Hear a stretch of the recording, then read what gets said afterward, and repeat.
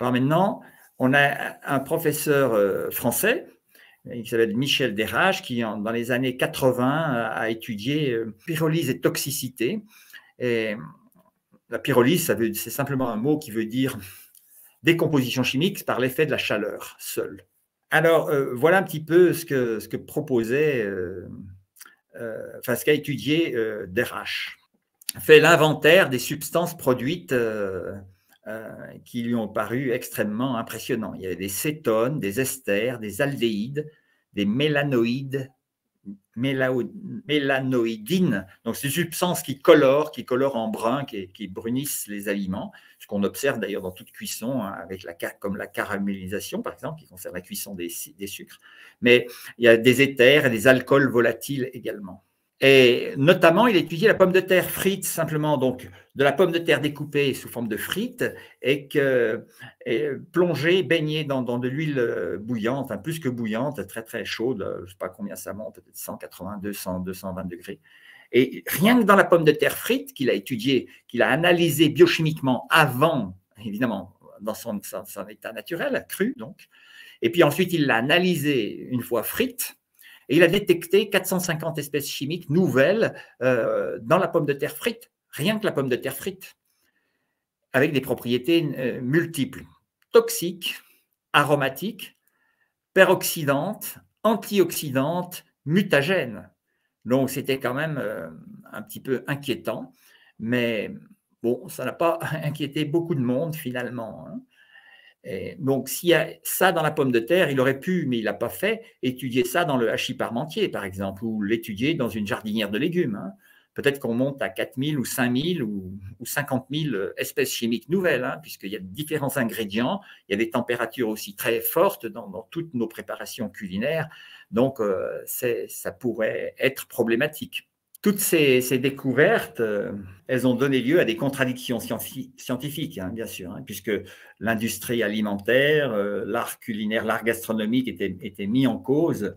Donc, il y a eu des contradictions scientifiques et de la contre-information. Il y a eu des études qui ont été commanditées, vous savez comment ça se passe, hein, ça a été révélé ces dernières années, qui, à travers tout ça, pour remettre en cause le dogme de la cuisson et de l'art gastronomique. Et bien justement, il n'y a plus personne dans les rangs, hein, pour remettre ça en cause, parce que c'est vraiment un dogme, parce que même les chercheurs, même les gens qui découvrent ça, ils sont souvent d'abord payés par l'industrie, comme c'était le cas pour Maillard.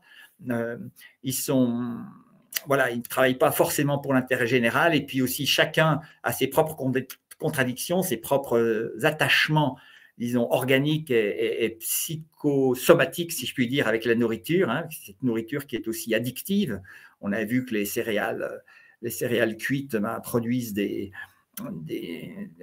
dans le blé, il y a des exorphines, et dans les produits laitiers, des casomorphines qui entretiennent un état de bien-être, d'euphorisation, donc qui fait que c'est la base, à mon sens, des addictions qu'on connaît, l'addiction au sucre, l'addiction aux produits laitiers, aux céréales, etc.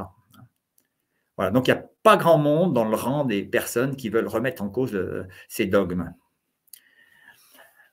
Et alors, donc, la question, donc je répète la question que j'ai posée tout à l'heure, que deviennent les toxines non naturelles ingérées tout au long de l'existence?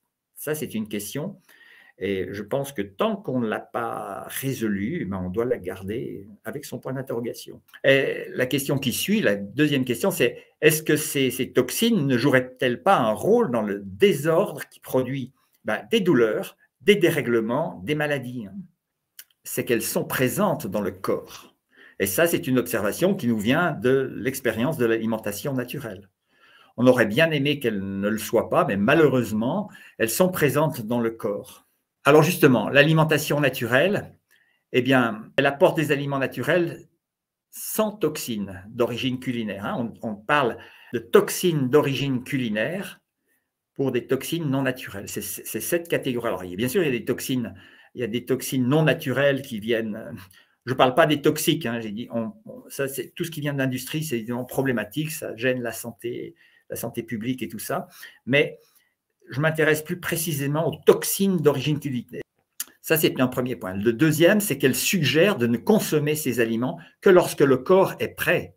Et le corps est prêt, bien, par exemple, quand il ressent l'ananas comme bon en bouche. Et à ce moment-là, la toxine bromélaïne dont je parlais tout à l'heure, qui est dans l'ananas, elle va être contrée par une contre-toxine, une contre-enzyme produite par le corps humain qui va neutraliser la bromélaïne. Et le corps humain va produire cette enzyme qui neutralise la bromélaïne dans une proportion qui est égale aux besoins du corps de l'individu à l'instant T. Quand elle n'aura plus de contre-enzyme pour contrer la bromélaïne, la personne s'arrêtera de manger l'ananas parce que l'ananas va commencer à être piquant en bouche. C'est comme ça qu'on le voit, il y a un changement de goût. Et c'est comme ça qu'en fait les toxines naturelles sont parfaitement assimilables par le corps parce qu'on a cette correspondance, cet ajustement enzymatique qui est parfait. Alors, tout comme le système digestif, le système immunitaire n'est plus perturbé par le flux entrant de toxines culinaires. Quand on passe en alimentation naturelle, on n'a plus de flux entrant de toxines culinaires. Et ça permet au système immunitaire, autant qu'au système digestif, de ne plus être perturbé par ce flux entrant de toxines.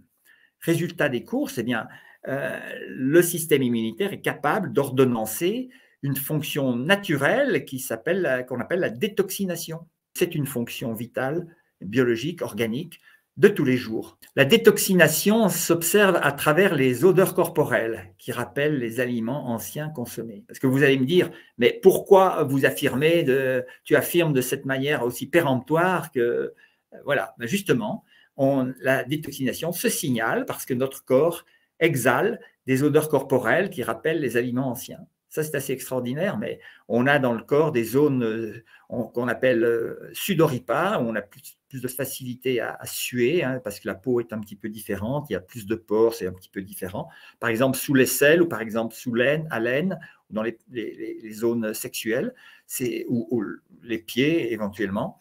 Donc, ces zones qui ont l'habitude de transpirer, eh bien, on peut sentir nos odeurs corporelles, ou simplement l'odeur de nos selles ou l'odeur de nos urines peuvent parfois rappeler des odeurs d'aliments anciens. Et ça, c'est assez extraordinaire. Et même si ça fait des années et des années qu'on n'a plus mangé ces aliments-là, mais ils sortent quand même de notre corps. C'est quand même assez curieux et surprenant. La détoxination et l'élimination donc, sont journalières. Elles nous assurent l'état de forme optimal. Ce qu'on observe également, c'est le fait de ne plus avoir d'introduction de substances opioïdes qui vont frapper nos récepteurs opioïdes, qui viennent du blé, par exemple, en particulier. Il n'y a plus d'excitation endogène. Provoquer endogène, ça veut dire provoqué par ce qu'on a mangé, par la matière qui constitue notre corps, quoi. Et donc, ça se traduit par un apaisement et une bonne humeur, tous les jours, à chaque moment de la journée.